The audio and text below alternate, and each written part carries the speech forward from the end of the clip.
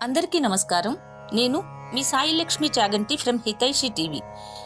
కార్తీక పురాణ మహాపారాయణలో 11వ రోజు భాగంగా అత్రి ఉవాచ. అగస్త్య, సాధారణమైన దొమ్మీగా కొట్లాటగా ప్రారంభమై మారి ఆ సమరం ఒక మహాయుద్ధంగా పరిణమించింది. అస్త్రశస్త్రాలతో, పదునైన బాణాలతో, వాడివాడి గుదియలతో, ఇనుప కట్ల, తాడికర్రలతో, ఖడ్గ, పట్టిన, ముసల, శూల, భల్లాతక, తోమర, కుంభ, కుఠారాధ్యాయుధాలతో ఘోరంగా యుద్ధం చేశారు. ఆ సంకుల సమరంలో కాంభోజరాజు 300 బాణాలను ప్రయోగించి పురంజయుని గొడుగును, జెండాను, రథాన్ని కూలగొట్టాడు. అనంతరం ఇంకొక 5 బాణాలతో గుర్రాలను కూల్చివేశాడు. మరికొన్ని బాణాలతో పురంజయుని గాయపరిచాడు. అందుకు కోపించిన పురంజయుడు బ్రహ్మాస్త్ర మంత్రంతో అభిమంత్రించిన పదునైన 10 బాణాలను కాంభోజరాజుపై వేశాడు. ఆ బాణాలు కాంభోజుని కవచాన్ని చీల్చి గుండెలో దిగబడ్డాయి.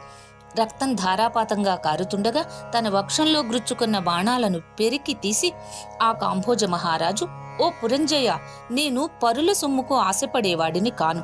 నీవు పంపిన బాణాల్ని నీకు త్రిప్పి పంపుతున్నాను, తీసుకో అంటూ వానినే తన వెంట సంధించి పురంజయుని మీదకు ప్రయోగించాడు. ఆ బాణాలు పురంజయుని సారథిని చంపేశాయి. ధనుస్సును ముక్కలు చేశాయి. పురంజయుని మరింత గాయపరిచాయి. అంతటితో మండిపడిన అయోధ్యాధిపతి 20 రెక్కల బాణాలను వెంట సంధించి వాటిని ఆకర్ణాంతం లాగి కాంభోజునిపై వదిలాడు. ఆ 20 బాణాలు ఏకకాలంలో అతగాడి గుండెలను వీపుగుండా దూసుకుపోవడంతో కాంభోజరాజు మూర్ఛిల్లాడు. దానితో యుద్ధం మరింత భయంకరమై తెగిన తొండాలతో ఏనుగులు, నరకబడిన తలలతో గుర్రాలు, విరిగిపడిన రథాలు, స్వేచ్ఛగా దొర్లుతున్న రథచక్రాలు, తలలు, మొండాలు వేరుగా పడి గిలగిలా తన్నుకుంటున్న కాల్బంటులు, కళేబరాలతో కథనరంగమంతా కంటకింపుగా తయారయింది. మృతవీరుల రక్తమక్కడ వాగులు కట్టి ప్రవహింపసాగింది. అటువంటి ఆ భీషణ బీభత్స సంగ్రామంలో అధర్మి అయిన పురంజయుని బలం క్రమక్రమంగా క్షీణించిపోయింది. కురుజాది వీరుల విజృంభణను తట్టుకోలేక ఆ సాయంకాలానికి సమరభూమిని వదిలి పట్టణానికి పారిపోయాడు. అంతఃపురం చేరి ఆనాటి శత్రువుల విజయానికి పడిపడి దుఃఖిస్తూ ఉన్న పురంజయుని చూసి సుశీలుడనే పురోహితుడు, మహారాజా, శత్రువైన ఆ వీరసేనుని గెలవాలనే కోరిక గనుక బలవత్తరంగా ఉంటే ఈ క్షణమే భక్తి ప్రపత్తులతో విష్ణువును సేవించటం ఒక్కటే మార్గం రాజా. ఇది కార్తీక పౌర్ణమి.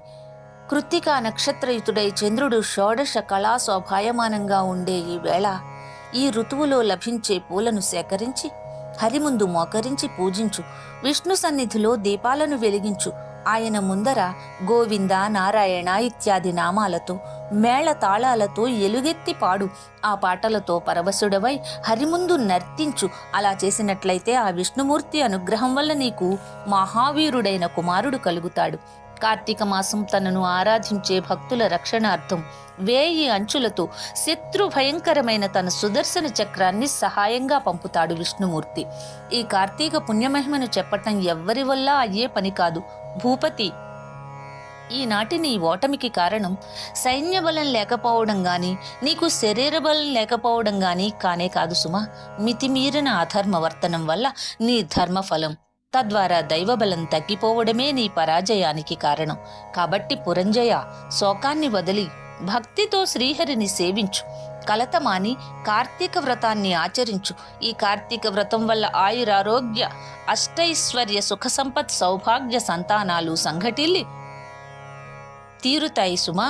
నా మాటలను విశ్వసించు అనగానే పురంజయుని 2వ నాటి యుద్ధం ఎలా జరిగిందో ముని ఈ విధంగా చెప్తున్నారు. మనం తెలుసుకుందాం. అత్రి మహర్షి ఈ విధంగా చెప్తున్నారు. అగస్త్య, ఆ విధంగా సుశీలుడు చేసిన బోధతో పురంజయుడు తక్షణమే విష్ణువాలయానికి వెళ్లి వివిధ ఫల, పుష్ప, పల్లవ దళాదిగా విష్ణువును షోడశోపచారాలతో పూజించి ప్రదక్షిణ నమస్కారాలర్పించి మేళతాళాలతో ఆయనను కీర్తించి పారవస్యంతో నర్తించసాగాడు. అంతేకాదు, బంగారంతో విష్ణు ప్రతిమను చేయించి దానికి కూడా పూజలు చేశారు. దీపమాలికలను వెలిగించి అర్పించారు.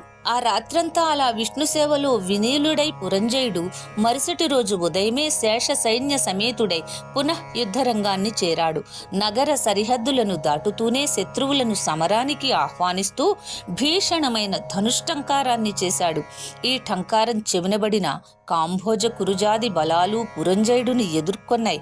వజ్రాల వంటి కత్తులతోనూ పిడుగుల వంటి బాణాలతోనూ అమిత వేగవంతాలు ఆకాశానికి సైతం ఎగరగలిగినవి అయిన గుర్రాలతోనూ ఐరావతాల వంటి ఏనుగులతోనూ అన్యోన్య జయకాంక్ష తత్పరులై ప్రాణాలకు తెగించి పోరాడే కాల్బలాలతోనూ క్రమక్రమంగా యుద్ధం దుర్నిరీక్ష్యమానంగా పరిణమించసాగింది.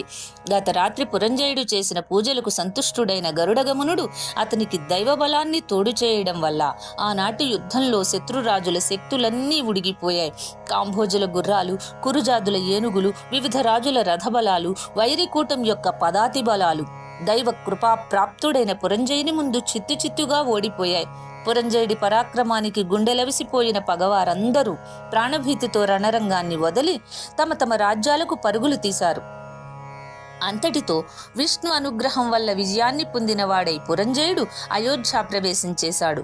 విష్ణువు అనుకూలుడైతే శత్రువు మిత్రువవుతాడు, విష్ణువు ప్రతికూలుడైతే మిత్రుడే శత్రువవుతాడు. దేనికైనా దైవబలమే ప్రధానం. ఆ దైవబలానికి ధర్మాచరణమే అత్యంత ముఖ్యం.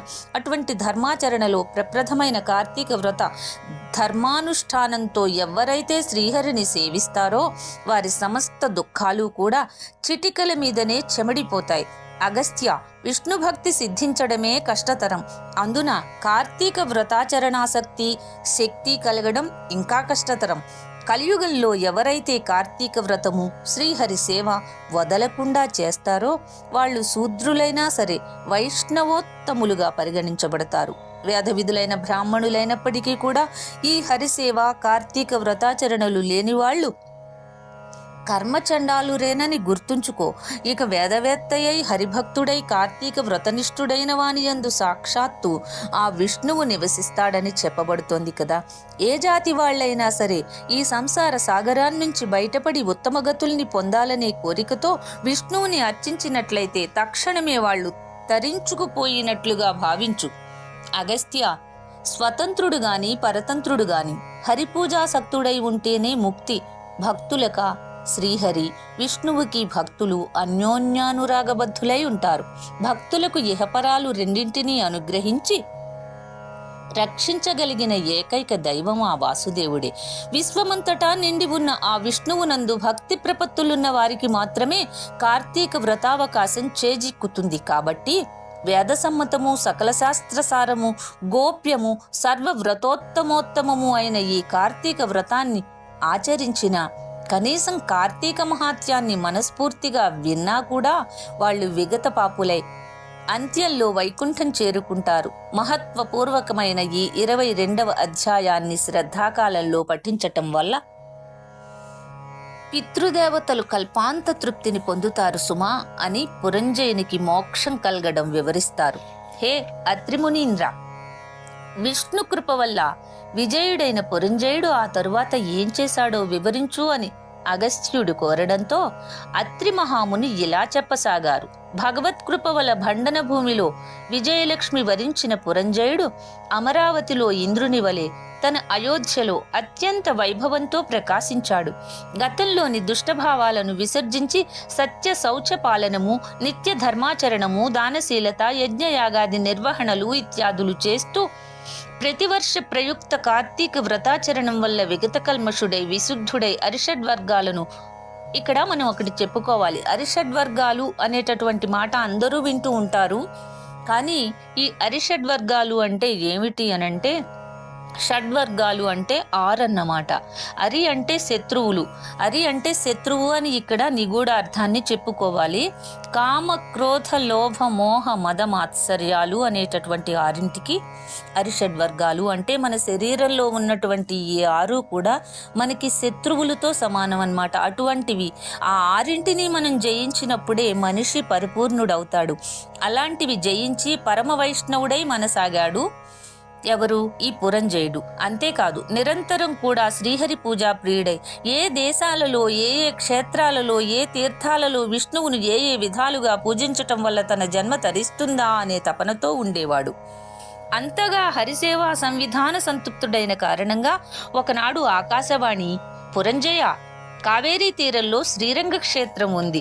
శ్రీరంగనాథుడనే పేర అక్కడ వెలసి ఉన్న విష్ణువును కార్తీక మాసంలో అర్చించి జనన మరణాల నుంచి కడతేరుమని ప్రబోధించడంతో రాజ్యపాలనను మంత్రులకు అప్పగించి తగినంత చతురంగ బలయుక్తుడై అనేక తీర్థ క్షేత్రాలను దర్శిస్తూ అక్కడక్కడ యోగ్య విధిగా శ్రీహరిని అర్చిస్తూ కావేరీ మధ్యంగతమైన భూలోక వైకుంఠమైన శ్రీరంగాన్ని చేరి కార్తీక మాసమంతా కావేరీ నదిలో స్నానాదులని శ్రీరంగంలో రంగనాథ సేవలను చేస్తూ ప్రతిక్షణం కూడా కృష్ణ, గోవింద, వాసుదేవ, శ్రీరంగనాథ అని హరినే స్మరిస్తూ జపదపాది విద్యుక్త ధర్మాలన్నింటినీ నిర్వర్తించి కార్తీక మాస వ్రతం పూర్తి చేసుకుని పునః అయోధ్యను చేరుకున్నాడు.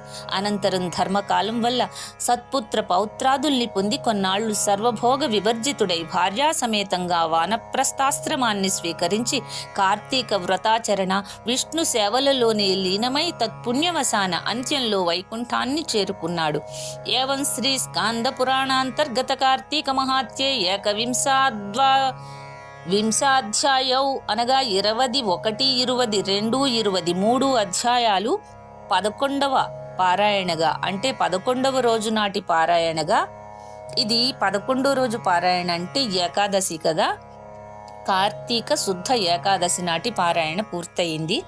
మన వీడియో మీకు అందరికీ నచ్చితే లైక్ చేయండి, తప్పకుండా యూట్యూబ్లో ఒక కమెంట్ పెట్టండి. అలానే ముఖ్యంగా చూస్తున్నారు, వదిలేస్తున్నారు, ఇంతవరకు సబ్స్క్రైబ్ చేయని వాళ్ళు మన ఛానల్ని సబ్స్క్రైబ్ చేయండి. ఎందుకంటే ఈ కార్తీక మాస ఏకాదశి, ద్వాదశిది ఇంకా ముఖ్యమైనటువంటి ఆ రోజు ఆ పారాయణ చాలా ముఖ్యమైనది. ఇందులో ఆ విష్ణుమూర్తి యొక్క దశావతారాలను వివరించేటటువంటి ఈ భాగం తప్పకుండా అందరూ వింటారని కోరుకుంటున్నాము.